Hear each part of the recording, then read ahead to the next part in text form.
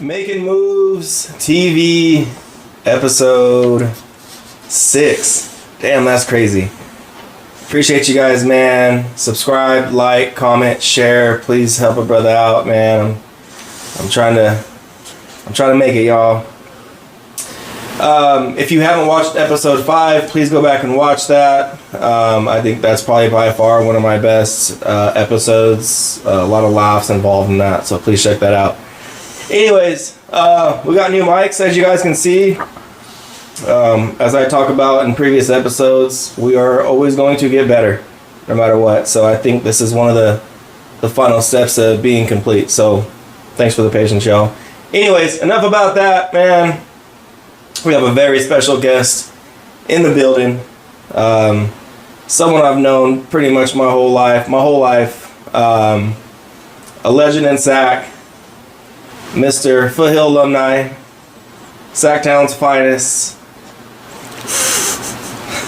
my brother, Michael Joseph Bryson. How's it going, y'all? Appreciate you. Appreciate you having me. How you feeling?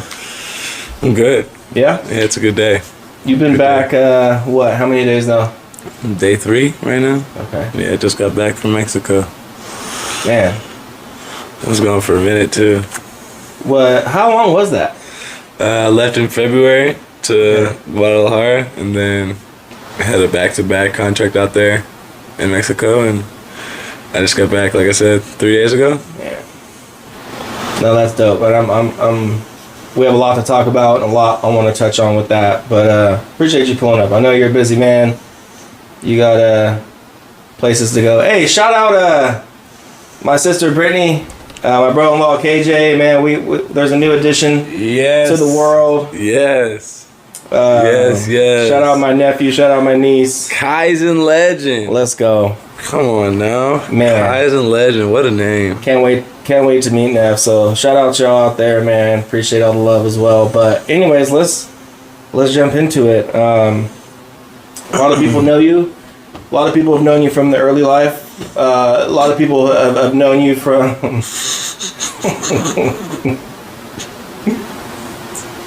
early life. Where did I start? This is gonna be a fun episode. I can't wait. You know, you've had some day ones in your life. You've met people later in your career. You've met people a couple years ago, especially as you grow in your career and just the fans you're gaining. So let's talk about your childhood a little bit. Where did you grow up? Yeah, I'm from out here in Sacramento. I was born in Merced. My grandparents actually still live out in that area. But no, I live here in Sac. Been here in Sac since I was about 3 or 4. Went to Pioneer. Went to Eastside Charter for middle school. Met some really good friends there. That led to me going to Foothill High School. Spent my 4 years there, and then after that went over to Santa Barbara. But my childhood was here in Sacramento. A lot of my childhood is spent with you in the backyard, doing our thing in the front yard, playing basketball, football, whatever sport, whatever we can get our hands onto. Yep. You were the president of your elementary school, weren't you? Yeah, I was. 6th grade. Good old class president. That was when I learned about what politics really meant. Was making everybody beneath you do the work. I was too bad while to you be go president. Play recess. Way too bad. I was like Biden. So you grew up, we lived in the same house, so grew up in the Foothill Farms area. Let's talk about Foothill. One thing that's unique about Foothill is I feel like Foothill is kind of like one of a kind. Similar to like a Grant, right? And I say that because Grant is the powerhouse for football in not only the Northern California, and that's what Foothill is in basketball. There is no other school. There's some schools in the South, I don't want to pass them up, but when you go north, there's no school like Foothill when it comes to basketball. They won state before, correct? Was that 2 times with the same coach. Shout out Coach Hibbs. Shout out Hibbs. Over at Wood Creek now. So when you were there, that's a blessing to go to that school, especially for somebody who has the goal of playing next level, right? Not going to Rolanda like I did. You're not. That's not going to do you no good. Or not going to center. That's not going to do you no good. No, shout out center, man. That's forever a beef. But my point is, you went to the right school, and you went to a school where I feel like it's even harder to make the team and be successful because of the level of competition that's even in that area, and the level of competition that the coaches bring out of the players there. How was your time there? You played your freshman year. You played on JV, right? And then, tell us about that. Well, I know going there. So my junior high, I didn't go to the Foothill Junior High, so that, like I said, that messed with my path for my high school career. But when I was getting to that school, Hibbs didn't know who I was before that. He hadn't seen me play. There wasn't anything like a prerequisite for me going into the school. So I first showed up, first day, and my parents had called around, asked parents, asked friends, asked other coaches that we felt we could trust, and where is the best school, who has the best coach in the area, and everybody kept saying Hibbs, Drew Hibbs. He's going to get the most out of him. As long as he can take coaching, as long as he has tough, thick skin, he's going to be okay. And to my benefit, it worked out, but we went there knowing that it was going to be difficult. We knew that it was going to be someone who was going to make me better, someone who was going to get the most out of me. And frankly, I'm sure my parents' main concern was the fact that it was going to be someone who could teach me discipline. And that is truly what became of it. So, blessings on the fact that everything worked out the way it was supposed to in that regard. But no, my first year, first day, I showed up to freshman practice. No different than, any other person showing up not knowing what's going on, not knowing a whole lot of people from the school, not knowing the dynamic of what the team was like, what was before, what was to be expected. No idea, just knowing that I wanted to play basketball. And got there first day, and Coach Emerson was he was also my tennis coach my senior year. That's tight. Shout out Doug Emerson. But he was there, and he was the coach, and I remember for the JV team, but on freshman practice, I remember being in there, and never actually being in that practice for too long. I think I went through the warm-ups, I went through the drills. We might have done 3-on-2, 2-on-1, something like that, and then I remember, I think the next day, or if not the same day, they told me, okay, yeah, you're gonna go play with JV. Okay. So I never really was on freshman, had a practice with them, and that was it. Got moved up to JV, and that's when I met really all of my friends that I grew up playing with for the rest of my time there. Played JV my first year, did, I would say, adequate. Well, I don't know, I'm tough on myself, so I don't really know, but was able to turn that into a good season, good enough for me to get brought up with those guys for my sophomore year to play varsity, and then from there it was history. Me trying to obviously keep getting better and better each day, each game, each practice, and it worked out. I had a coach that truly believed in me and truly put himself in a position where he could reach me through his coaching. And that's huge. That is huge at a high school level. It's huge even at a youth level. I feel like it's more important at a youth level because that's when your confidence gets built. You don't have that confidence early, that sticks with you forever. And then when you get to high school, when it actually is cutthroat, you're good off of it. You don't want nothing to do with it. So no, man, shout out Coach Hibbs and shout out my boy Cali Kid Loon. You guys see the beanies. Man, if you guys haven't watched that episode, I believe it was episode 2. Please go back and watch that. Learn about a local artist, up-and-coming artist, very dope individual. Someone else I consider a brother as well. But go get some merch. What you waiting on? It's cold outside. Come on. Anyways, what I was telling Loon, though, is that I was jealous of you guys and the fact that you guys got to play for Hibs, because I never had that at Real Enda. It was a new coach every season, and the guy was just there just to fill in the spot. You know, he wasn't there for the development of us. You know, so shout out Coach Hibs. We've had this conversation. He's at Wood Creek now. My son is your nephew's in the Roseville district, and I'm Lord willing, Coach Hibbs, if you're watching this, please wait 6 more years for my son to get there. I would love to have him play for you and kind of just repeat cycle in the family.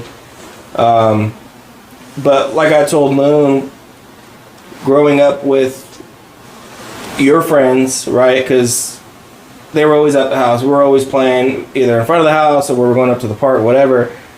Watching what he did with certain individuals who you would think are just kind of average, right? Pre-Hibs, what he did and turned them into, it's incredible. It is incredible of what he did. I'm not calling anybody average to that. I didn't want that to come off wrong. I'm saying that he's a great coach. But anyways, you guys had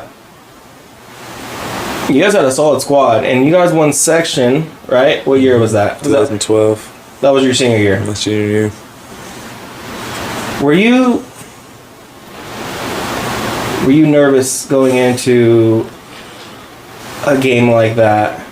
Yes. Or do you feel like playing on varsity since your sophomore year kind of prepared you for big moments like that?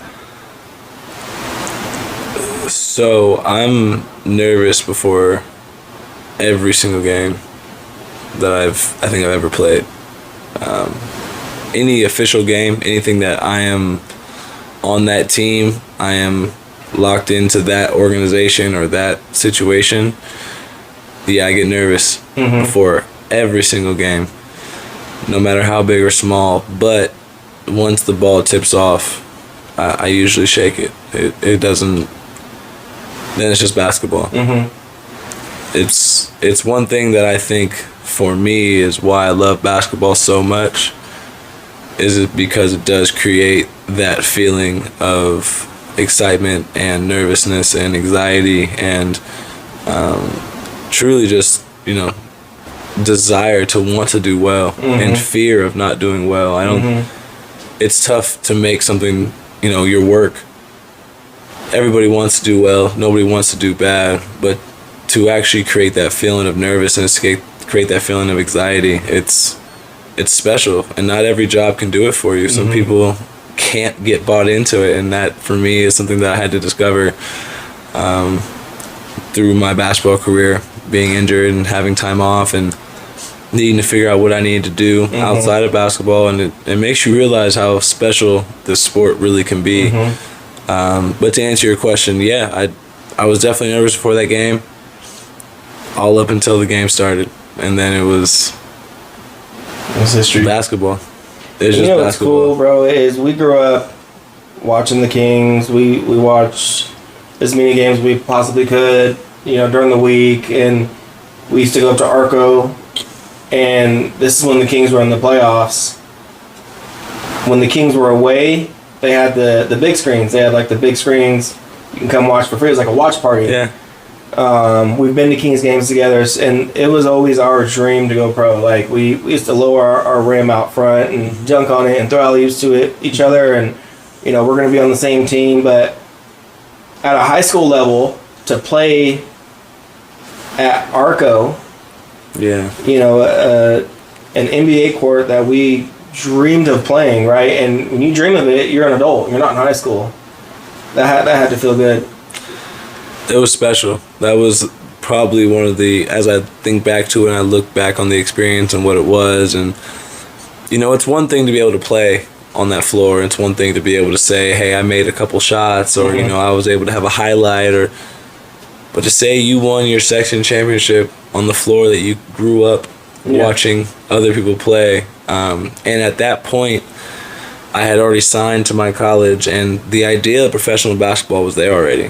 So that was kind of like almost a stamp of approval, or a stamp of confirmation that yeah, you can do it on the floor like this. The stage isn't too big. Right.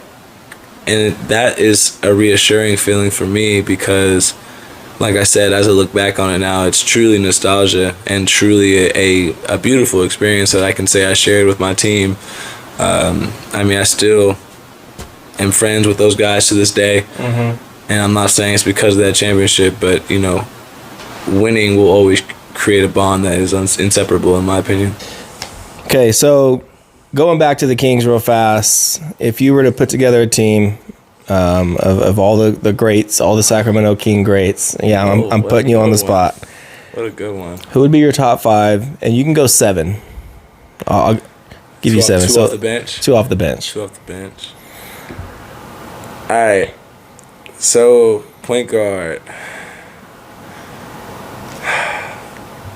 I gotta explain my reasoning every time. Okay, so. let's hear it. It's Mike Bibby and De'Aaron Fox. Those are the 2.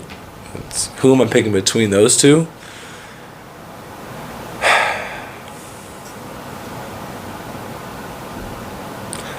I kind of got to give it to De'Aaron just because he's so good.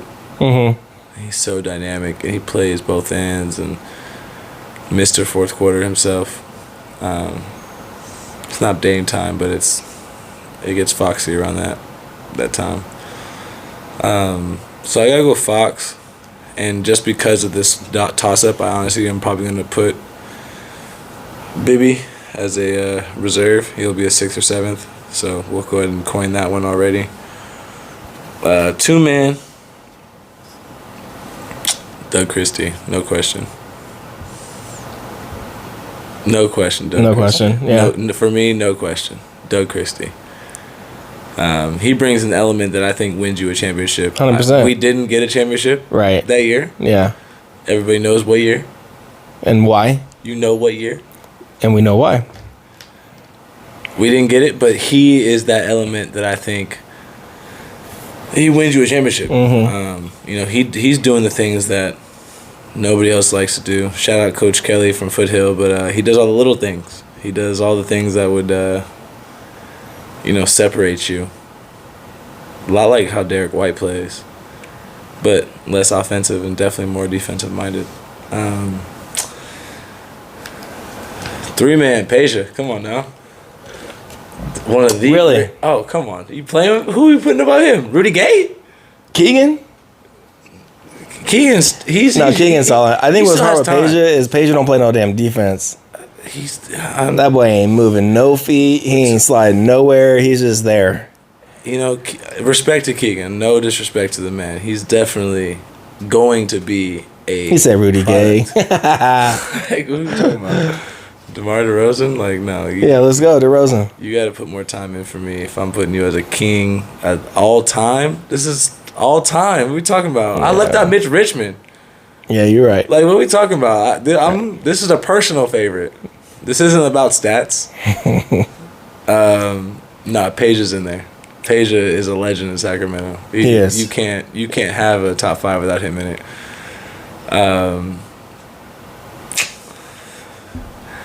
But might have to put Keegan at the 4. No, I can't. I got C Webb. And Man, there's no way. left. So I got to put C Webb. Thank you. I'm glad you didn't say Sabonis over C Webb. No, are you kidding? I like Sabonis. Me too. Double machine. Mm-hmm. And I always love a lefty, but no, not Sabonis. He's sort of like a 7 or I get 8. 7. 7. And you got 2 more. You got the 5, and then you got a 6th man or a 7th man if Baby's your 6.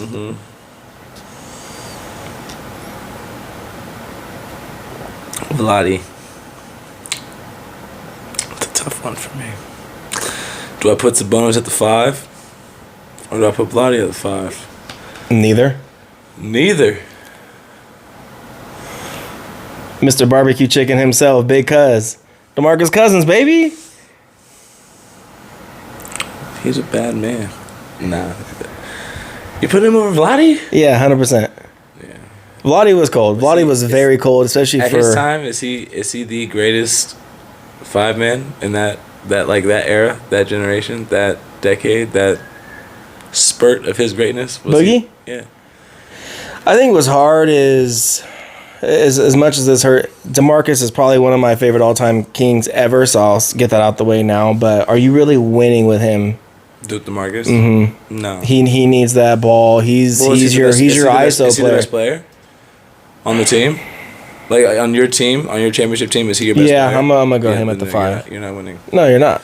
You're not. And that's probably more of a bias. It's unfortunate. Yeah. Yeah, that's unfortunate. You definitely got. I can't. No disrespect, Boogie. You know that man's definitely the 5. I can't put Vladdy over Boogie though. That's crazy. Nah, Vladdy. Let's go. But it's a bonus entry 5 to me. Vladdy. He is what he is, Mr. Flop. Mr. Flop. Mr. Flop. Mr. Smoke a cigarette right after the game. Let's go. That's cold. Do you smoke cigarettes? What? Really? Yeah. Oh. Give me just quickly your top 7. So you said De'Aaron at 1. Yep. Going De'Aaron at 1. We're going Doug Christie at 2. We're going Peja at Keegan 3. at 3. Sorry. Okay. Sorry, Keegan. At 4, we got to go Chris. 5, we got to go DeMarcus.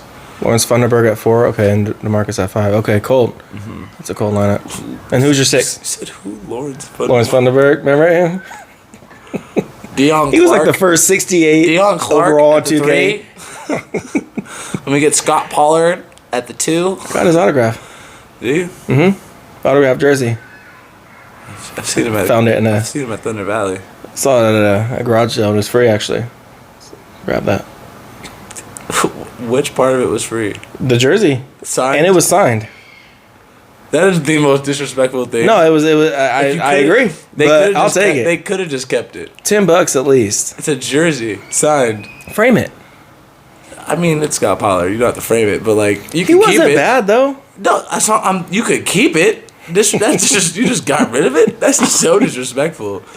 They did my man dirty, but anyways, the man took his time to sign it. I'm sure that wasn't an event he wanted to be at all.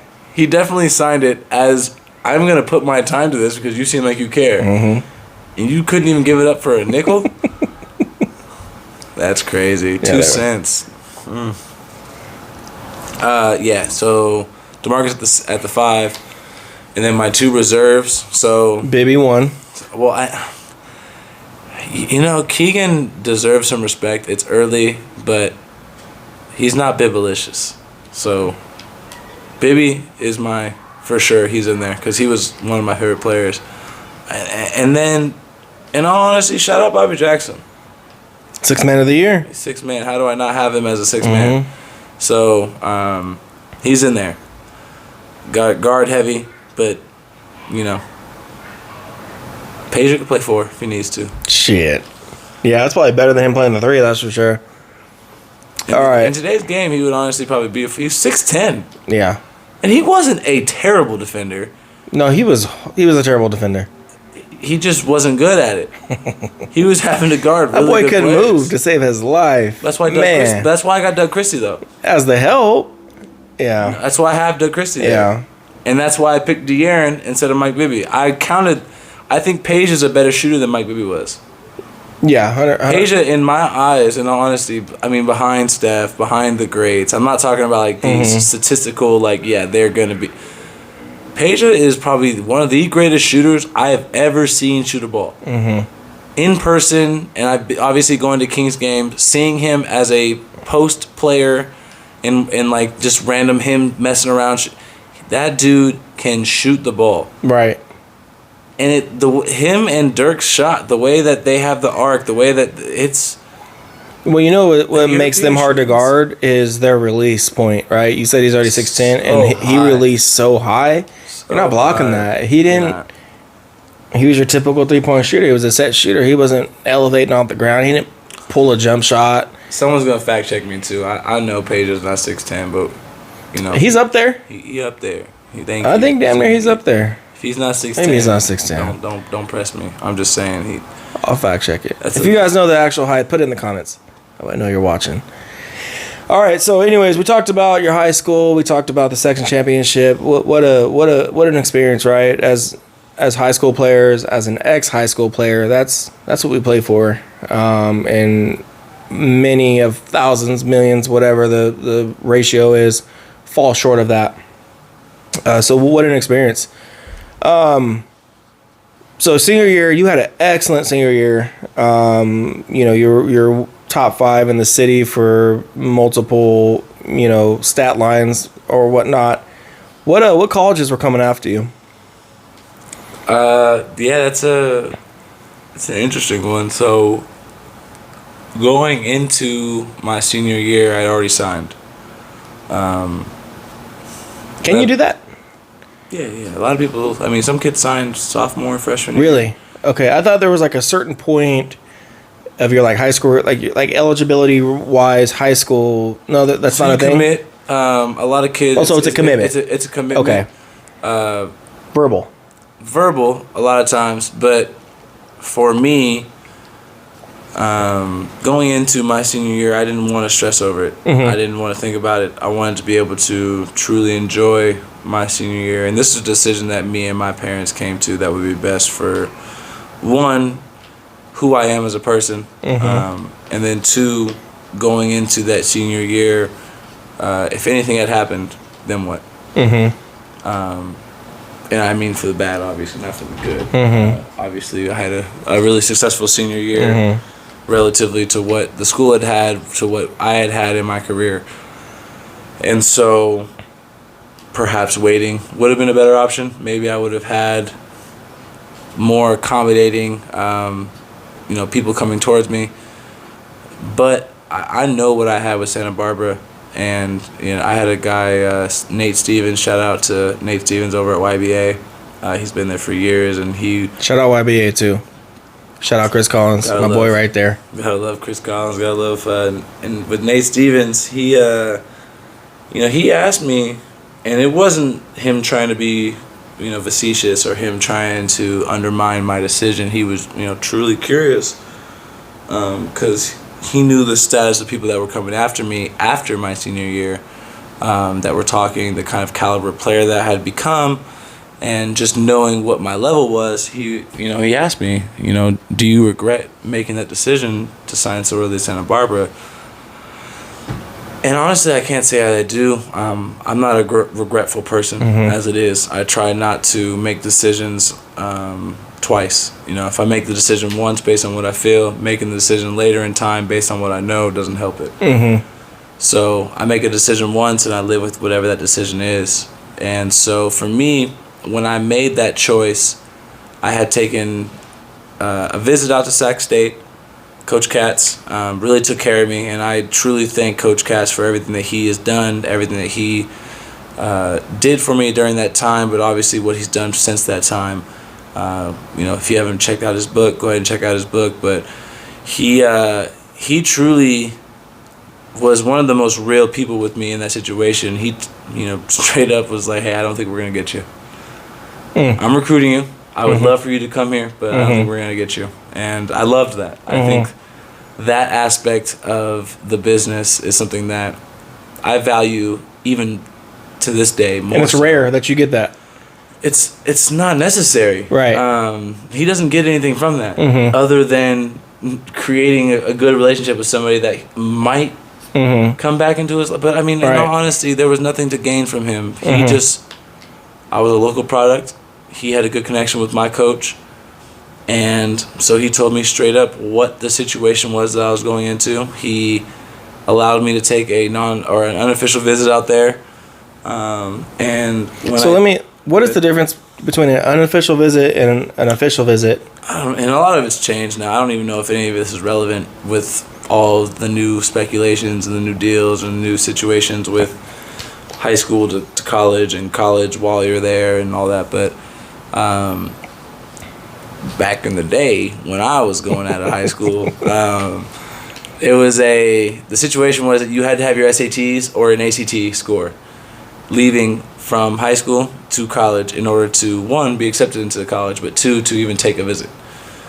With an unofficial, you did not have to have your ACT and ACT done. Okay. Or SAT and ACT done. Okay. But for an official visit, which was the difference between those two really was, are you paying to get out to the campus, or is the school paying for you to come out to the campus. Okay.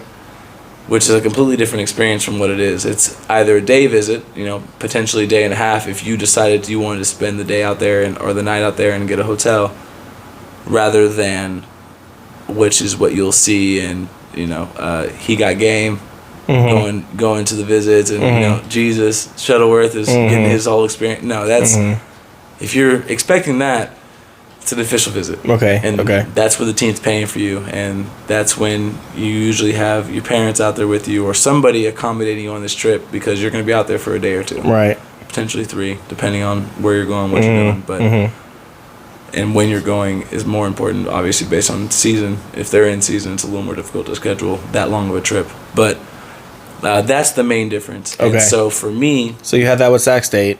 Had it with Sac State, and... even had it with SMU over at St. Mary's out in the Bay. And both schools, very different. But unfortunately, I went to St. Mary's after I went to Santa Barbara.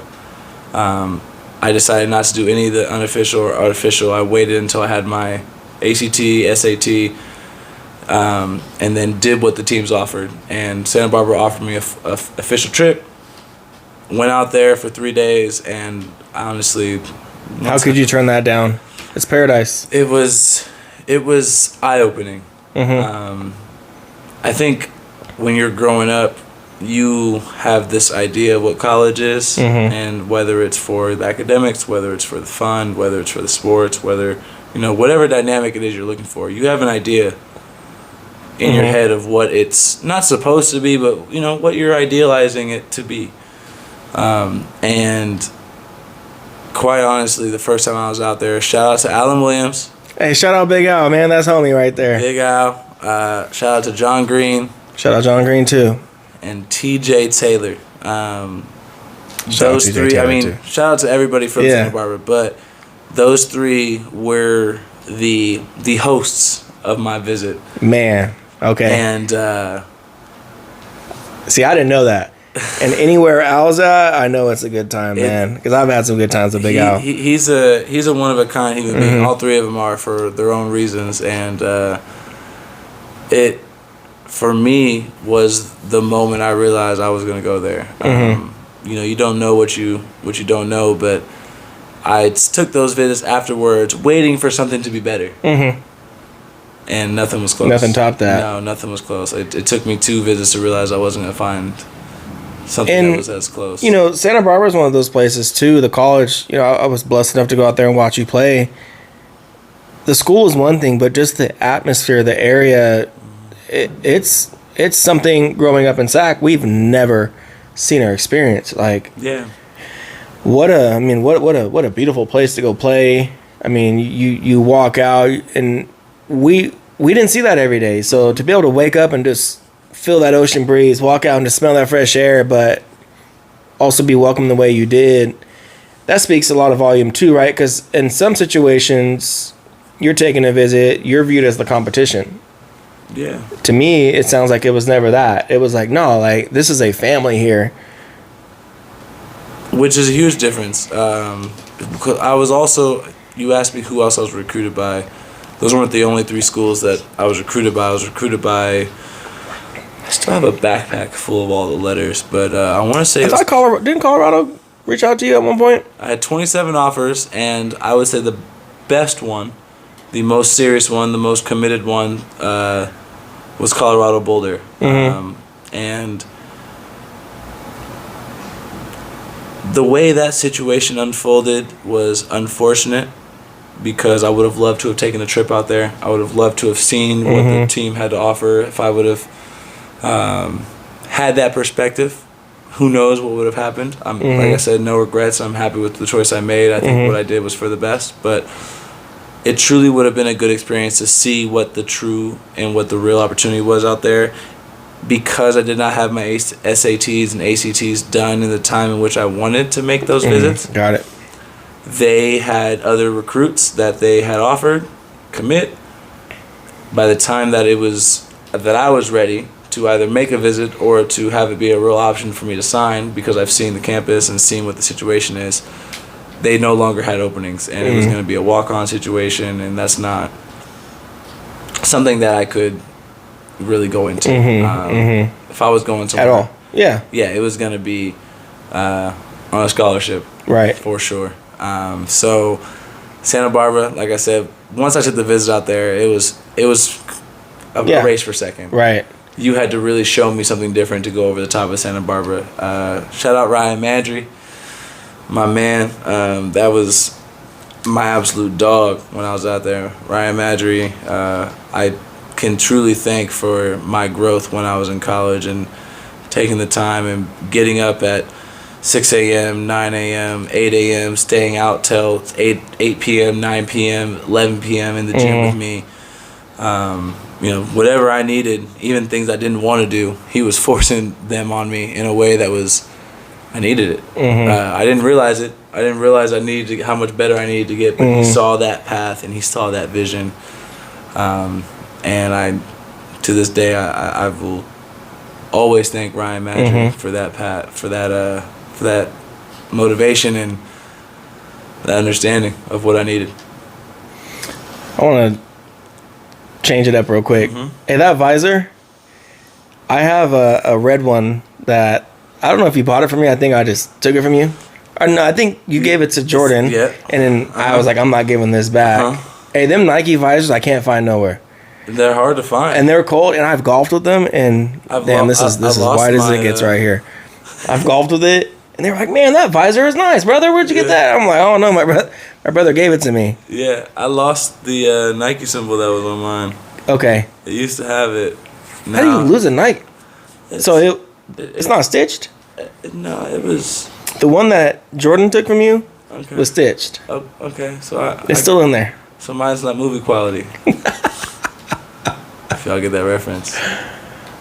All right, so SB, man, I remember you leaving the summer you left. We had a wild party series before you left. We sent you off, right? Did we talk about that?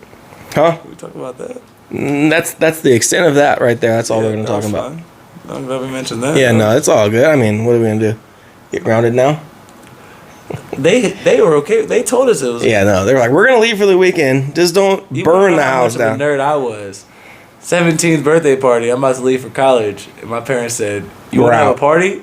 We're out. They're asking me if I want to have Junior, a party. you're the bouncer and you're the owner. You don't let nothing happen. Say less. I didn't even enjoy I was out front being the bouncer. I'm like, nope, I don't. Who are you here for? Dang. Kevin, nope. See ya. Bounce. You're at the wrong house. Get up out of here. Good times. Good times. Anyway, so you go to Santa Barbara. You obviously had a great career there. Freshman year, I'll never forget this. I don't know what game it was. It was very early in the season. But you went crazy with the windmill dunk. And I'll actually post it on here too, but that dunk was crazy. And I remember just so many people texting me like, did you just see this right now? What was your minutes like? What was your role freshman year? And I mean, just kind of walk us through that a little bit. Yeah. I'll even go back a little further. So my coach, Bob Williams, legend over at Davis, but in Santa Barbara, he was the longest tenured coach west of the Mississippi while we were there. It was like 20 plus years or 18 plus years. I forget the number now. But no, he absolutely changed my life, because before then, we mentioned growing up, we would lower the hoop down and have conversations of us doing dunk contests. And we're gonna I want to bring something up real quick. I don't mean to cut you off. Yeah, I have this in my notes. Go ahead.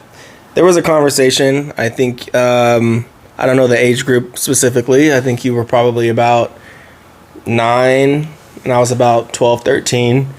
And you used to have this form. I think you know where I'm going. I knew. You know exactly where I'm going, right? Do you remember the gym, Mather, over at Of course. Mather? Okay, I was going to say. Of course. You got mad at me. I was hot. You were making the shots. I wasn't. I'm like. You were so mad. I realized. How is he 6 years old hitting all these shots and I'm 9 and I'm not hitting nothing? I was hot. This guy's a hater. I'm like, have you been to the playground before?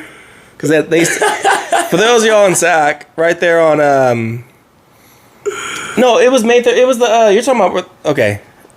We're talking about two different places. Well, remember the gym that our dad used to play at right there on Watt? That was Mather. No, Mather was just Mather. Mather, they played in the men's league there. The air base. Yeah, but when they played in the little like when I was making those half court shots, we were at Mather. We were at Mather. We were definitely at Mather because I remember walking out and seeing airplanes and thinking. We were at Mather. I don't know why. I don't remember why I think that, but yeah. We were at Mather. You know, I hooped out there not too long ago. Shout out my cousin Sean too. My cousin Sean Williams. He be out there. Go. That boy can go. No, he can hoop. He hit me up. He's like, "Hey, cuz, come out here." And that's my matchup. Anytime we go play, I'm gonna get him on too. He'll love to hear that too. Shout out, cousin, man. That's probably the second best hooper in our family right there. I think us three versus anybody is a wrap. But I do remember being very competitive with you. We were always competitive, you know, and I want to shout you out too for your inspiration with me, not only as a dad and as a man, but even this podcast, because anybody that knows me knows that you're number two in my life. Like I bounce since we were children, any and everything off of you, and we may not always agree with what each other says, but we're gonna give each other the real, right? And we need to hear that. I don't need a yes man in my life, and you don't need that either. But I appreciate you even encouraging me to do this, and anything I've done in life, you've always encouraged me. But I appreciate you because this ain't easy at all. No. Especially with the amount of people doing it, it's discouraging at times, and it's flooded. But you still have to make your mark, and the reason you're doing it is for you. And I think that's what it makes it different. And you're not looking for the clout. You're not looking for at all the fame of it.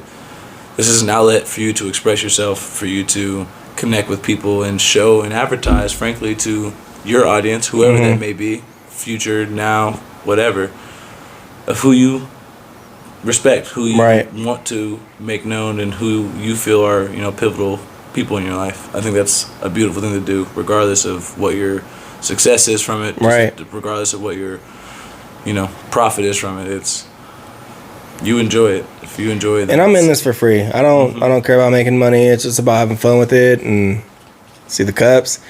Hey, I'm telling you, man, the merch is coming soon. I promise. We're gonna have some beanies too, hats. We might even do a Cali Kid collab. Ooh, he's been thinking. Come on now. Let's go. I'm gonna keep that quiet though. That's all behind the scenes. But we've always pushed each other growing up. Whether we were playing Mario Kart or what was it, Splashdown, the jet ski game that we used to fight over. You never could compete with me on Mario. Tony Hawk, Skate. You picking games you never beat me. Madden, 2K, NBA Live, the dunk contests. We've always pushed each other, and no matter what we did, right? And even to this day, we will still always push each other to be great at what we do and be good at what we do. But anyway, so we're playing basketball. We're playing out front. We used to play 21. I don't know how many times a day, and I only said this because I think I was losing this game. Of course you were losing. And this shot, he used to shoot two-handed, and he shot two-handed. And I understand it now, not only being older, but being a coach of kids of that age group. You shoot like that because you can't get the ball up there. But a lot of the kids that shoot like this, they're getting the ball up there, but it's off the backboard. It's ugly. You always had a wet ball. That was cash. I was so mad. I'm like, that is so ugly. Like it was like I almost wanted to make up my own rule. Like you can't shoot two-handed. Like that's cheating. And I remember telling you almost verbatim that you weren't going to go far with that form and that shot. He said, "If you'll never make it. You want to go to UCLA? You'll never make it to UCLA if you shoot like that."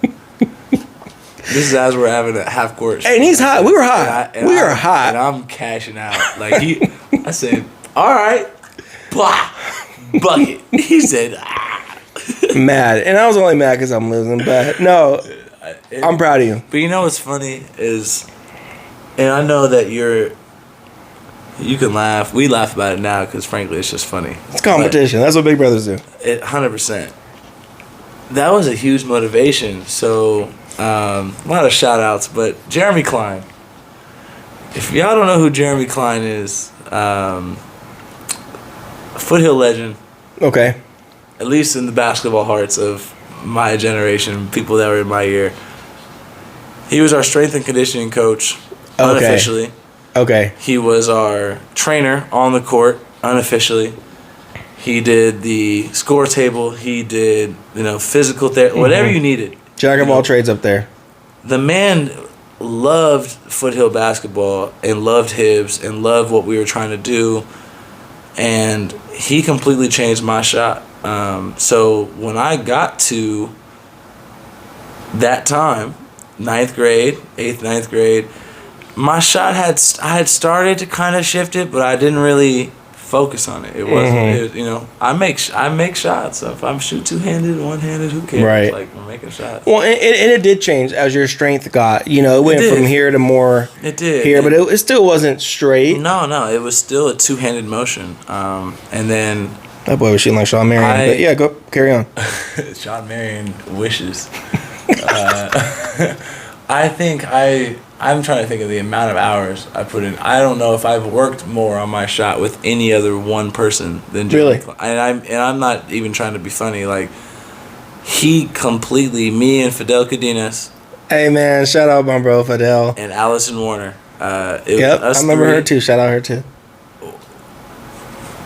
I think our practice would be at 6 or 7, something like that, and we would clean the floor after school, and we'd have our weight and strength conditioning and do all that stuff, and it would be 2 to 3 hours, if not every day, close to it. Mm-hmm.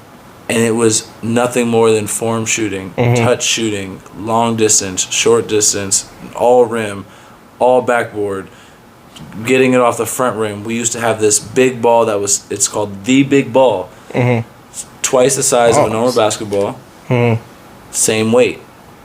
So you're shooting with a bigger ball into a hoop that is literally the size to catch that ball only. We had all sorts of, and Jeremy had every sort of drill for you to work on. Every day was something different. And I'm not going to say 110%, but I 100% believe my shot would not be what it is without him, without the attention to detail that he put in. That's right. To what I truly would say that's one of my stronger skills in basketball now is shooting. And he put the time in. For the longest, me and Fidel had the absolute same shot. And we would critique each other. Hey, you're not doing this. That's why you missed. Yep. And that's why I became such an analytical, an analyst, but also a lover of jump shots. To me, for me, and a huge model for the way I would love for my game and my success to be, and how I get it is Klay Thompson. Yep, 100%. He has, to me, one of the most effortless, beautiful, and consistent looking jumpers that has ever faced basketball. 100%. What's funny though is that a lot of people that I've played against or whatever, when I've been asked like who's your favorite shooter, like prettiest form, it's like it's Klay, and I'm like Klay, and it's like he does everything so perfect. The way he catches is he's sitting in that chair before the ball even goes up. His elbow, he follows. It's pure. And we came from a shooting village. Like that's all. You and I are both known for shooting. Like, huh?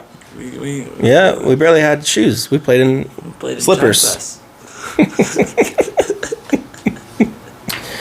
Anyway, so many childhood stories we could talk about all day, and we'll save that for another pod down the way. So, long story short, we kind of got off. You had a good run at SB. Your senior year, there were some accolades you set, right? And I think one of them was it 3-point shooting? I did. I had the most career threes in Santa Barbara history. It was top 5 in blocks. I want to say like top 20 or top 15 or something like that in scoring. I don't know. I don't remember all of the accolades. The one I do remember was being number 1 all time in threes. And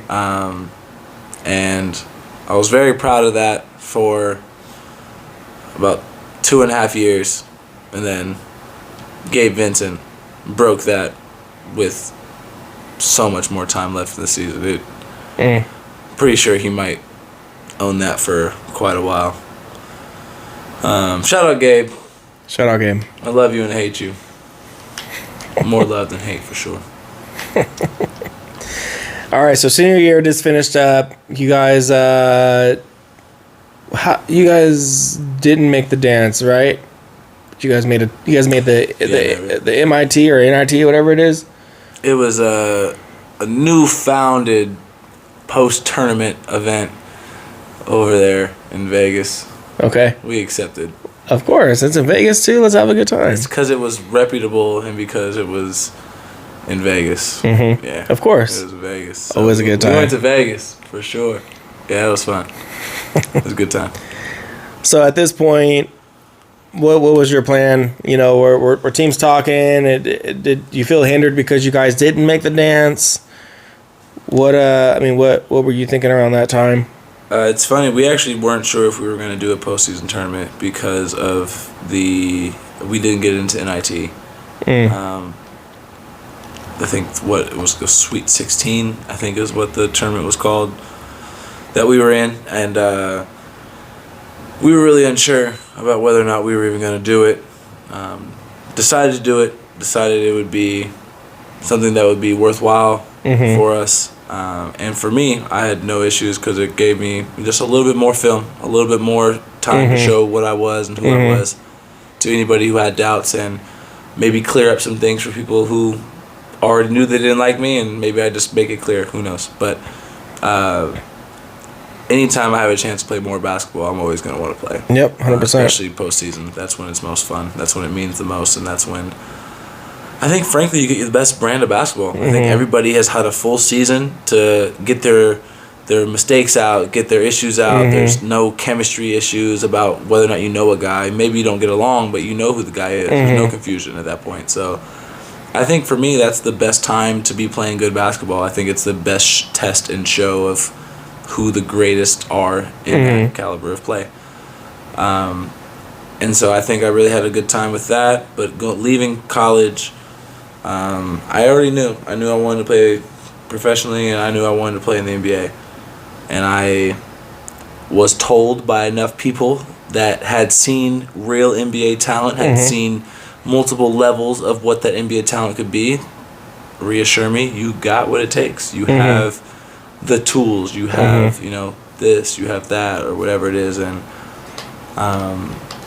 so going out of college, that was my expectation, my aspiration. I had a teammate who his father was the owner with the Kupchak family, and they truly, I was very thankful for their role in that process for me, and just understanding what an NBA owner and an NBA team, what they would be looking for, what they're expecting out of a player, out of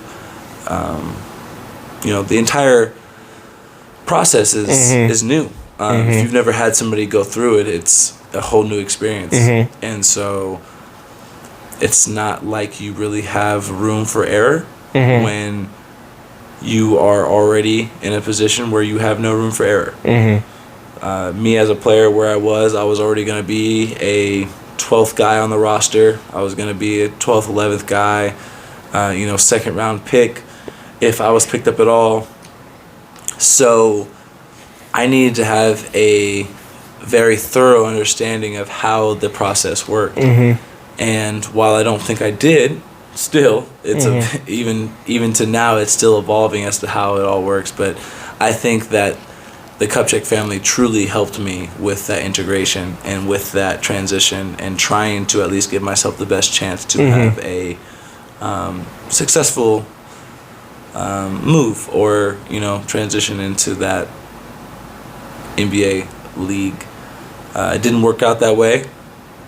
So what did work out? So obviously you graduated, and it's on to the next move professionally, and there's so many avenues, right? But there's so many different avenues. There's the overseas, there's this, there's that, but obviously NBA is number one, and then the G League is number two, and then kind of everything else falls in between. Well, are you listening to all these EuroLeague? I mean, that conversation is very interesting right now. Well, and things have changed even since you've been there, right? Like, as far as... I don't know. I mean, I don't think the best So each team there's 30 teams, 32 teams, Something like that. Something like that. Each team has 12 to 14, 15 guys. So more or less, we're talking about the best 400 players in the world. Mm-hmm. The NBA doesn't house the best 400 players in the world At all.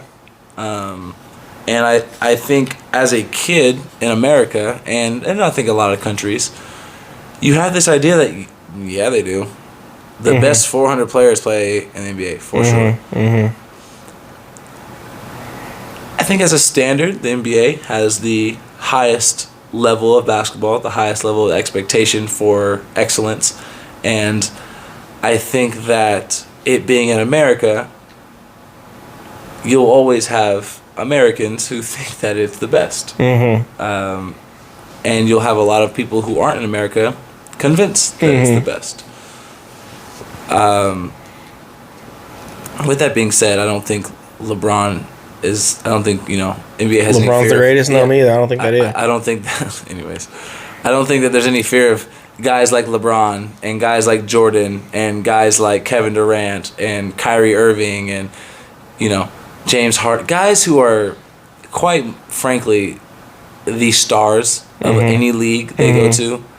I don't think we have any fear of NBA losing them to China or losing them to a EuroLeague because there's superior competition in those countries. The best competition is in the NBA. That is the best brand of basketball for entertainment, which is why the NBA is arguably, if maybe it's not even arguably, it's the most successful basketball business in the world. 100%. Yeah, hands down. So, with that being said, G League is the backyard of the NBA. It is the JV team to them. You have this high level NBA team or high level team. It's their younger brother, is the G League. And you can say what you want from that. You have some veterans who are in there. You have some EuroLeague guys who are trying to make their way into there. You have guys from Australia. You have guys from every other country. Not just trying to make it to the NBA, but settling to be in the G League. And that, to me, speaks a huge volume. Especially when the G League wasn't paying what it was. It's because opportunity was worth more than a substantially larger check in Europe. Or in China, or in whatever other country you're in, and I think that shows its value in it itself. Because the space that I'm in now, I'm no longer looking for the best opportunity. As far as we call it a lot of people that I work with and that I network with. It's called the springboard contract. You're not signing this contract because it's so good now. You're signing it because this puts you in a position to make 3 to 4 times as much next season. The longevity of it, okay. And so, or if not this season, the next season, you're gonna, so it's a springboard. You step on here, and then all of a sudden it sends you to the next spot. The G League wasn't like that when I was playing. The G League was substantially less. What G League team did you start off playing for? So out of college, my first team was the Sydney Kings out in Australia. Had an opportunity after playing in the summer league with the Phoenix Suns, which I was able to show what needed to be shown to get a job in Australia. It didn't work out there. I got released, and conveniently or inconveniently, however you like to look at it, 2 days later, I was picked up by the Phoenix Suns G League team, the Northern Arizona Suns. First round, number 2 or 3 or whatever pick they had. And I would say that's when,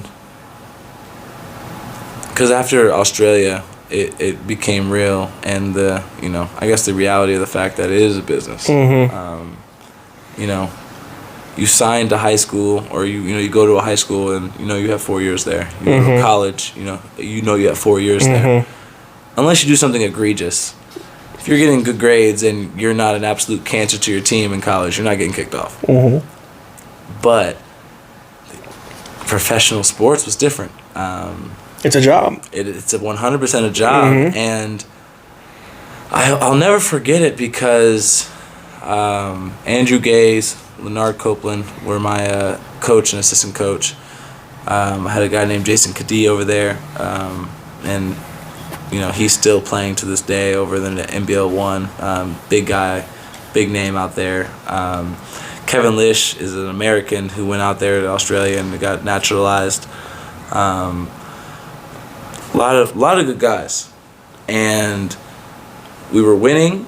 We were number, I don't want to lie about the standing, but I want to say we were top 5 in the league. This is in Australia, right? Just in Australia. Had a game in New Zealand where their guy was going off. We were up most of the game, and they got to the end, and it was close. Mm. And I hadn't played much. My numbers at this time were terrible.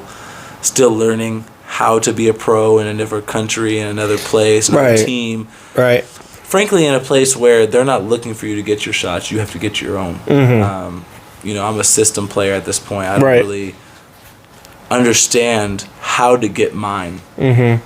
And so it's a tough place to learn how to do it. But we're in New Zealand. Like I said, up most of the game. Towards the end, start to gets close, and they need to stop. And I want to say there's less than a minute left. Their guy's gone off.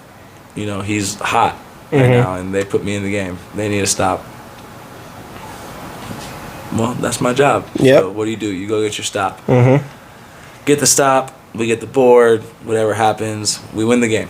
Mm-hmm. Go home that day. And we get home, I want to say around 8, maybe 9 a.m. Supposed to have the rest of the day off, so I'm expecting to be relaxed, chilling.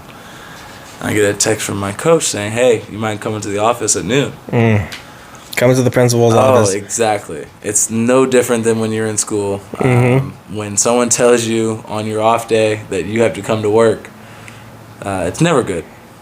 Never good. So I remember giving my agent a call, Bill Neff, and letting him know, hey, they called me into the office today. I think. Yeah. I've been reading comments online. I've been keeping up with what you've learned you can't do no more. Right, with the comment. It's a tough game. If you're gonna read one, you gotta read both. If you're not gonna read it, any, then you can't do it ever. But that could be a gift and a curse too, right? It is. It is what it is. I think that you have to do what's best for you. And I'm somebody, whether it's my life, with relationships, with work, with anything, I'd rather know. Yeah.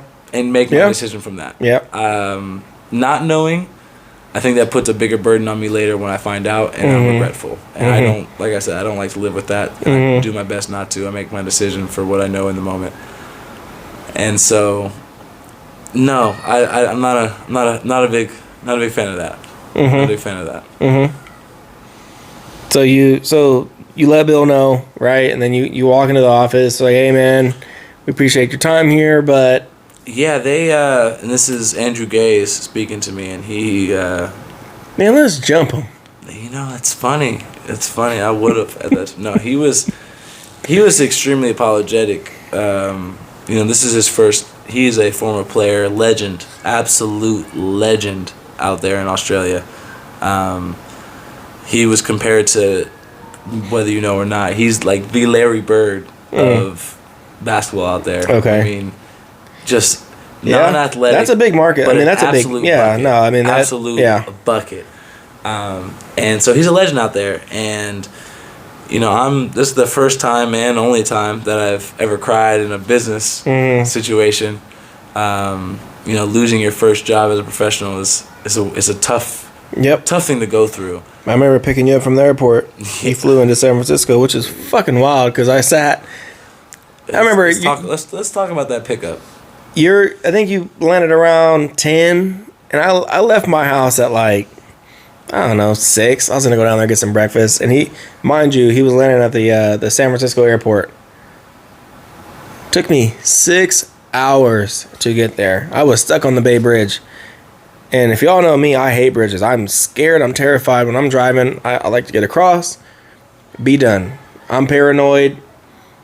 I always think, what if an earthquake happens? I'm on here. What am I going to do? Jump out?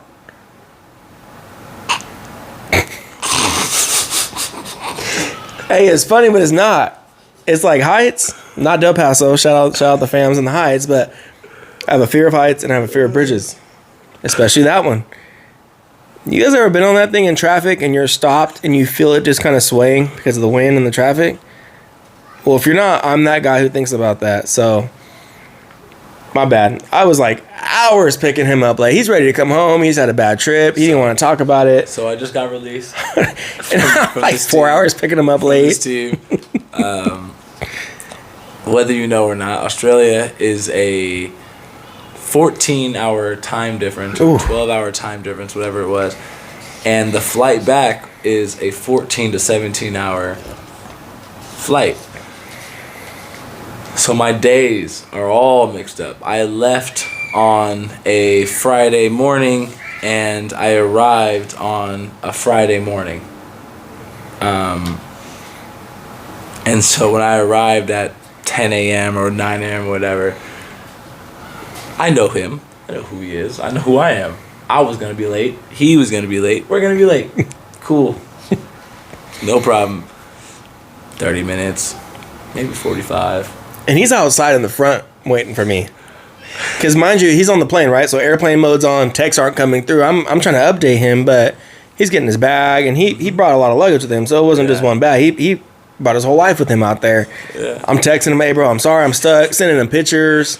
I remember telling him, it's okay, bro. Just get here safely. Like, do what you need to do. It's all good. He's stressing. I'm stressed. He gets there and he's upset. And people, when they show up so upset about what they've done to you, how can you be more upset about what they did? So obviously, it was something to be upset about. He drove 3 hours out of his way to. You know what's crazy is I almost brought your nephew, and Jordan was 2 at that time. Boy, at that point, 1.5, maybe 2 at that time, bro. He would have been, bro. What? That would have been terrible. But like, man, I hope this bridge collapses. Anyways, let me up out of here. It worked out. Yeah. Leaving there when it did, I would still love to go back there to this day, but I think that forced me to grow in a way that if I had not gone through something of that nature, something similar to that, that was my first humbling experience. It's the first time I've ever faced adversity as a basketball player. It's the first time I ever, and I don't mean a difficult time, I mean something out of my control, something that wasn't my individual doing. It was something they felt was best for the team, something that, which is, they have a funny way of doing that. Teams, it's what's best for us as an organization. So if you don't support this move, were you ever really for the team? It's a nice little catch they get with you. But I think my frustration with it too, being an outsider in, and obviously being your brother and knowing you better than anybody, is that they didn't give you time to like develop in the system, and there wasn't really a system offensively. You said that, but it was very early. It's like, month and a half. Damn, can we get a season through? Well, and I had an MVP thing. We had a little tournament thing that we had in China, and I had a couple of MVPs out there. Fans love me. I'm dunking. I'm doing all the stuff that they asked me to come do there. And that's why I mentioned, Andrew. He really spoke to me. The head coach really spoke to me at the meeting, and he let me know he takes responsibility for it, which now I look back at it, it was, kind of a guy pissing on you and calling it rain. But it was what it was, but it was real, and it made me realize that you can't trust the silence of a coach that you're doing well. You're always taught, if a coach is yelling at you all the time, or if he's on you about being successful or about being good or keeping to the standard of what he wants or what the team needs, because he knows that you're an impact. He knows what you do. And I think that I got comfortable with the idea that he's quiet with me because he doesn't have anything negative to say. In reality, if he's not speaking to you, it's because he doesn't need you. It's because you're not the valued member of that team. And that's real. Even as a coach at where I coach now, I'm not going to say it on here, but that's true. That's very true. Because there's players that I make it worth my effort because I know the potential they have. It's conscious. And there's some I'm like, you know what? I'm going to continue to try to help you with just this, that, and the other, but I'm not going to spend too much time with it. I want your development, but you have to want it. And then I guess that's kind of different than the situation you were in. But it's different reasonings. There's the motive behind why you do it as a coach. It is determined on what level of play you have. But as a professional coach, I'm not going to spend my time on the people who aren't going to make an impact on us winning or losing. Mm-hmm. Don't get me wrong. I'm going to ask you how you're doing. Mm-hmm. I'm going to be a person. Mm-hmm. That's who I am. Not everybody's like that. Mm-hmm. But as far as necessity from job, I don't need you to understand what I am thinking because you're not going to be on the floor, sir. Mm-hmm. That's a totally different aspect. Yeah. And that's something that I realized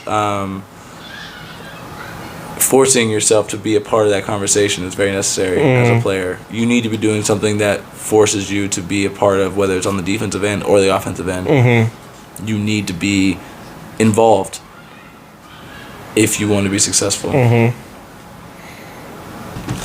Talk to me, baby.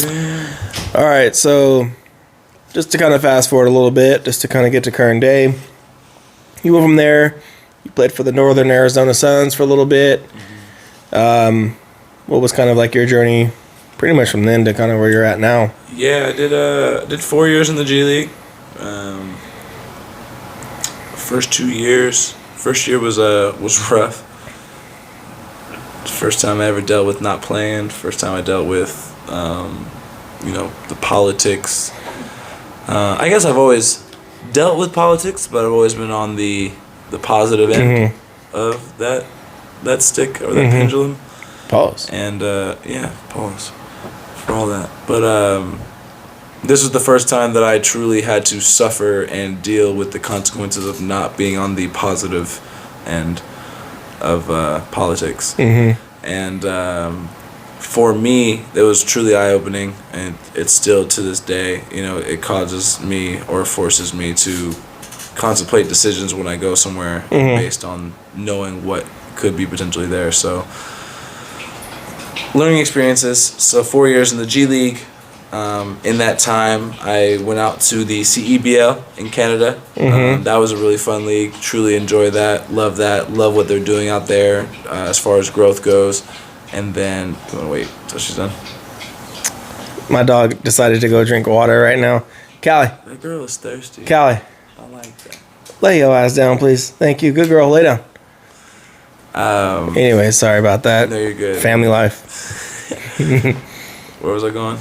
You're talking about the C or CLB or CE? Yeah, CEBL. And so that was a really good league. I love what they're doing out there. I love the growth that they've had. I love the players that they're bringing in and out. Some high-level players, G League guys, some guys that haven't been in there but are good level, good level of basketball. I truly believe in that. And then I also was out in the Siva Copa. This was back in 2018. I played with Hermosillo for the Rios. And that was a great experience. First 2 times outside of Australia, being overseas and kind of experiencing what that meant and what that was like, being the import, being the guy that was really expected to do the job. And then everybody else kind of follows suit. And so that was a really fun position and situation to be a part of. Went out to Hungary, had a nice little stint out there. And then, throughout that period, though, injuries. Those are... through the early prime, the post-college couple years following, you really are trying to figure out what type of player you are, who you are as a person with basketball as your job. And injury plagued me. Injury became something that was a regular off-season task and an ordeal, and ultimately became something that took basketball away from me for the better part of 2 years, and had me go to a time where I had to reevaluate not only what basketball was to me, but if it was even something that I could still have be a part of my life the way that I had envisioned it to be. And so, leaving Hungary, with that injury. I had a torn lateral meniscus out there, and had to get surgery out here. Had to deal with the insurances and had to deal with trying to get that scheduled. Dealing with the recovery, dealing with, all of those facets to what an injury entails, and the hardest part is not getting ready and being ready, but how do I prove to this team that is in another country, hasn't seen footage of me go for the last year or 2 years, how do I prove to them that, oh yeah, you can go still? And I want to get on to current day and what you've done, but I think what a lot of people don't realize, a lot of fans and stuff, knowing a professional athlete, my perspective of the game, even at whatever level it's at, is completely different. I walk into a gym and, yeah, these guys are more athletic than me, this, that, and the other, or whatever, and me playing against them doesn't dictate my thought of them, but my thought of them is compared to what you have done and whatnot. But when it comes to the perspective that people have on athletes, they have no idea, right? You're battling insurance just to get your knee taken care of, right? You went through this tough time of not having a job for, what'd you say it was? Better part of 2 years. That's crazy. They only see the good, they don't see the bad. And there's a lot that goes with it. It's tough being, I guess for lack of better terms, it's tough being a professional athlete. It's not all peachy. It's not all great. It's not all autographs and clubs and bottles popping and chains, and it's not. Because it's good when it's good, but when it's not good, it's terrible. It's the comparison that I've grown to fall in love with, and I'm sure there's gonna be people that don't love it, but clickbait. That's why we all making moves TV, baby. Clickbait. Like, subscribe, comment, buy a beanie, Cali Kid. Let's go. So I would say that you've obviously been a part of my childhood. Basketball has been a part of my life more than any other sport, more than any other profession, anything. Mm-hmm. It's been basketball. Yep. I remember we'd get into fights about you wanting to throw the football around or the baseball or go swimming, and Can we just stop and go ride a bike for a minute? And he was like, no, we're shooting. We're shooting. We're going out there and hooping. Basketball, I think, for me, has always been whether I knew what it meant as far as a profession, it was the end-all be-all. I knew I wanted to be a basketball player. Mm-hmm. I knew that from such a young age. Mm-hmm. There wasn't really any other profession that I said, oh yeah, I want to be a rocket man. I want to be an astronaut or a cowboy. No, it was always a hooper. Mm-hmm. Never wanted to be a football player. Never wanted to be a baseball player. I always wanted to be a basketball player. And so with that, it's for me, and a lot of people grow up, I want to be a doctor. Mm-hmm. I want to be a lawyer. I want to be whatever it is. And they frame their whole life on that. Mm-hmm. And, the ones that really make it are the ones that really frame their work on that. They frame where they go to school. They frame who they associate with. They frame, what they're doing outside of what everybody else is doing. Mm-hmm. Yes, you're going to law school, but what else are you doing that's going to put you at that next level? Mm-hmm. And so I played basketball, and I did cross country and track to I remember that. Increase my speed and increase my athleticism and my endurance and my willpower. I did other activities and other workouts and stressful situations that were gonna better me going forward. Mm-hmm. And I say all this to make the comparison to lawyers and doctors, because imagine being a lawyer, imagine being a doctor, and then I guess for a doctor, for a surgeon, it would be very comparable for his hands. You spend the better part of 20 years, 30. I'm 30 now, and I can't remember a time when basketball wasn't a part of my life. Mm-hmm. And I can't remember a time, really, when the way I took basketball wasn't seriously. Mm-hmm. Whether it was the practice, the training, any of it. That's how basketball always was to me. It was a very serious ordeal. And very oriented with what my goal was, which was to go as far as I could, whatever that meant at the time. For that to be taken away from injury and then having to restart.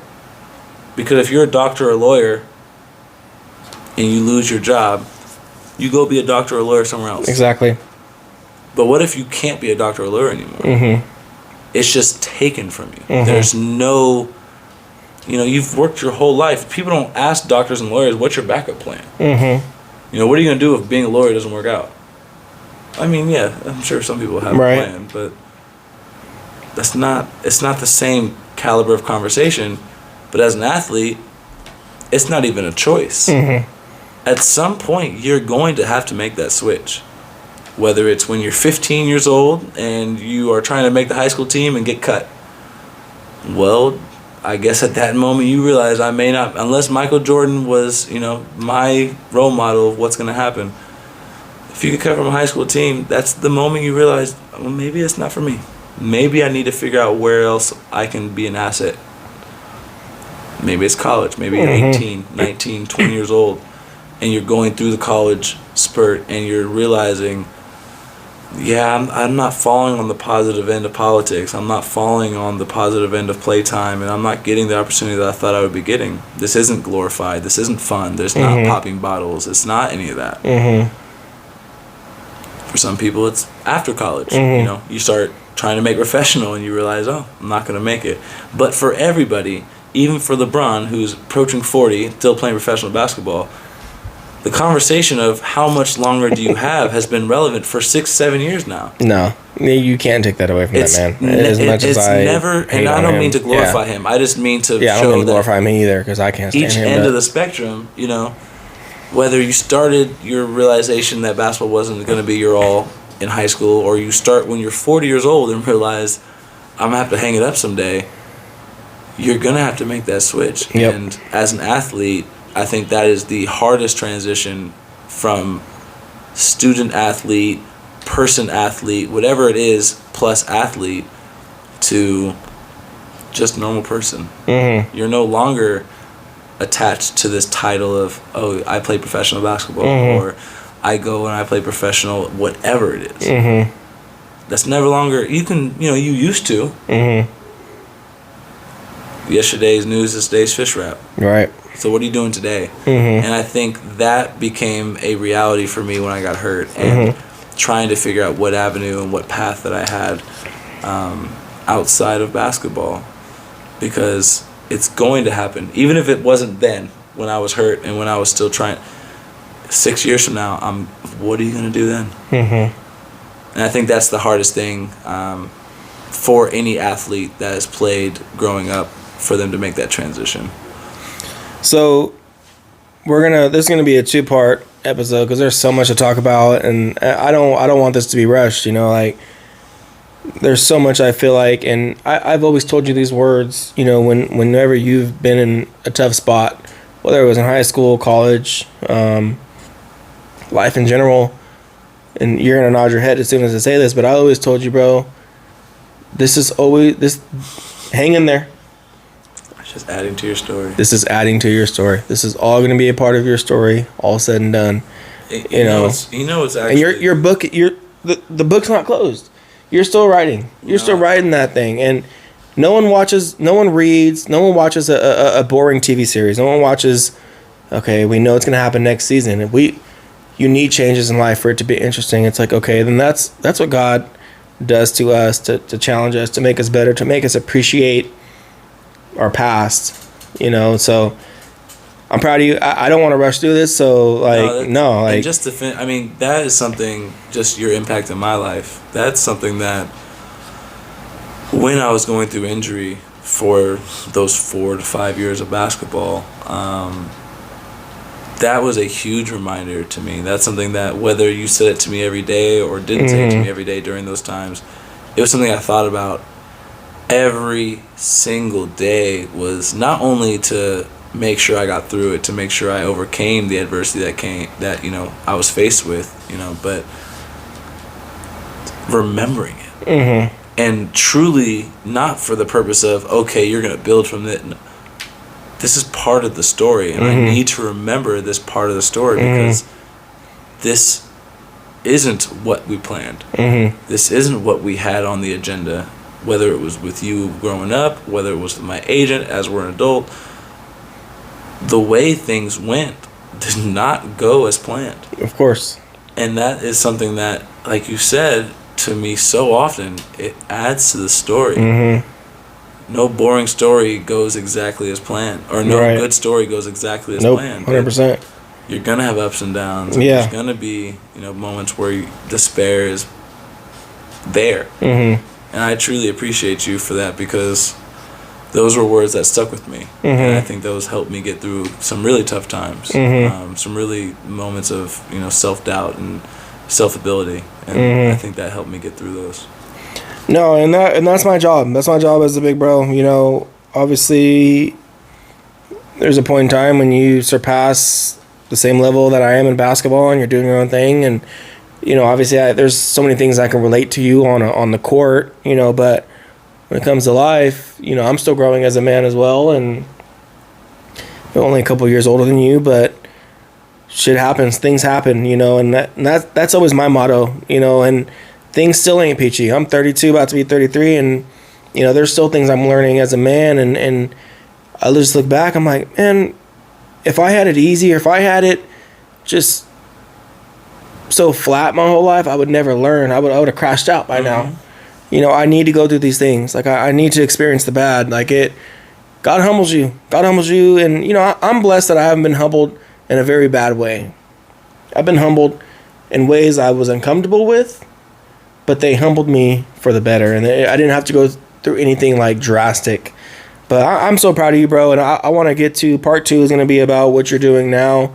But we'll switch gears a little bit. A couple topics for you. Yeah. Young Thug got out. He did. Man, it's not Free Thug no more. What'd you think?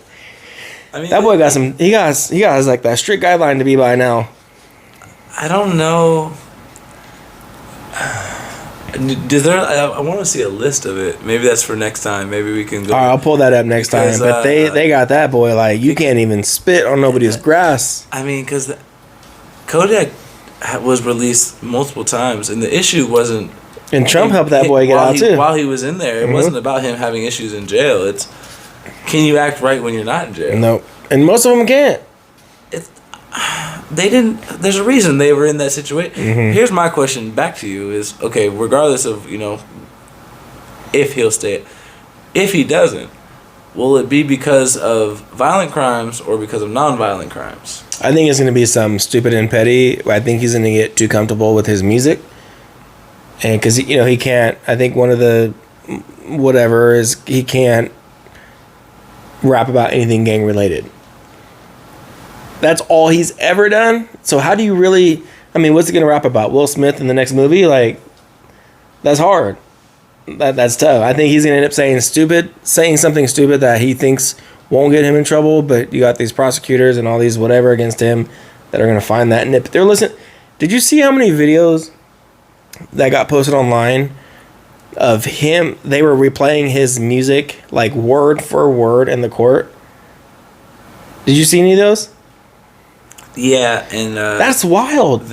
Everything, and he's over there just like with his lawyer's even like this. I'm like, okay, that's cool. That they know they ain't tripping if they're over there bobbing their head to it, because they've done that to other rappers, and them rappers look sick over there. They're over there like, they just pulled this up in court. It's a rap. It's not. It's all public. It's no. It is. It's not like it was. They know what songs they put out. He's probably bumping his head because like this is a fire banger. Yeah, I like this one. I remember making this one. I remember who I made this about too. Yep. He's having some nostalgic feelings, but I don't. For me, I'm good for him. Yeah. I guess, but freeing. So let me ask you this. I saw this earlier. One of the few people that he's allowed to do music with is his brother and Gunna. Now, mind you, Gunna got labeled as a snitch for so long. But Thug can do music with him when Thug's getting out. So I've seen kind of mixed, and this isn't me saying this is just what I've seen online. But I got some people like he must have said something in that courtroom, or he must have said something for him to be able to get out. And then, along with that, why is he able to do music with Gunna if Gunna is labeled at this? Gunna's a... So from my understanding, that during this process, before any of the allegations, before the accusations of what they were doing, they were partners. Mm-hmm. Correct? I mean, I'm ignorant. Don't mind me by these questions. Partners by music? Partners by music. Mm-hmm. Partners by, obviously, much more than music. You have a RICO case. It's not about, you dropping some fire bars. So if you have a co-partner or somebody who is locked in with your business, and you guys are about to both go down for something, mm-hmm. if you're the head honcho and you know you're going down regardless, and you know that the only real reason that your second or your partner is gonna go down is if they don't rat you out, would that be a business move by Thugger? By allowing him to snitch on you? Yes, I know you know what I've done because we did it together. We have conversations. It's no joke. It's no Do I let you snitch me out so that you can keep that business that we have going still? No, because Gunna didn't run what Thug had going on, and there's plenty of people in Thug's camp. Running it and knowing it, having knowledge of it is okay. And being a part of it. Call it what you want. Gunna. But you can't call me bro. But you can't call me bro. But I don't think. I think there was other people that could have, I guess, filled in Thug's shoes while he was gone, and I don't think it was Gunna. I think Gunna was around a lot of it, and so I honestly feel like they thought Gunna was an easy target. They thought, okay, we know what time it is with you. Gunna being honest and snitching though, or being lying and snitching, whatever the stance is with that, you don't think Thugger was a part of that decision making? Mm-mm. I don't. Not at all. And I say that because there was other guys that were in that circle that probably had as equal role as Gunna that didn't fold. And I don't know the true backing. Thank you. I don't know obviously verbatim everything that happened or what the outcome was of that, but it just seemed like that Gunna did this and was like, yeah, those guys, I'm done. And there was guys in Thug Circle who didn't do that. Again, though, but do they have the play of what Gunna has in that situation? What's the play, though? I don't know. That's my play question. With Thugs, like just... Well, because it's Gunna and Thug. It wasn't just Thug. It wasn't Gunna as a side piece. I mean, Gunna was a integral part of that situation, which is why he was so high on the rap sheet for being prosecuted, correct? Mm-hmm. Or he couldn't just have just been some random, corner boy. He is, from what I understood, he was a pivotal part of that corporation, that business, and that conglomerate. Initially, it wasn't just yes. music. I mean, there was a multifaceted business to what Thugger was doing. Even if Gunna is only running 1 to 2 parts of that business, if that's the head of 1 or 2 parts of your business, you got to protect. If you're about to lose the hand because of the finger. Mm-hmm. You cut the finger off, mm-hmm. and you allow for the hand to survive with even 1 less finger. It's still a hand. Mm-hmm. Yeah, I don't know. I don't either. I'm just devil's advocate with this. Yeah, I'm ignorant to the rap game. That's the way it's supposed to be. But I'm a hooper. I appreciate you guys tuning in to part 1 of this. This is episode 6, part 1. Part 2 will be coming soon. We have so much more to talk about, especially with what you're doing now, or what happened with your injury, your first job from there, your second job, what you're doing now, and then what 25 looks like for you. So please tap in. Maybe you'll have some gear of mine in here by then. He might. I don't know. He has to bring it to me, but no, we'll leave that out of there. But anyway. Hey, man, making moves. Appreciate you guys, man. Like, subscribe, follow. I'll have his info. Check him out. If you guys, everyone who's watching this that knows me knows who you are. My dog knows, I guess, that we're done with this episode. Yeah. That's pretty unique because she don't listen to nothing else. But appreciate you guys, man. like, subscribe. Part 1 done. Part 2 coming soon. Appreciate you guys.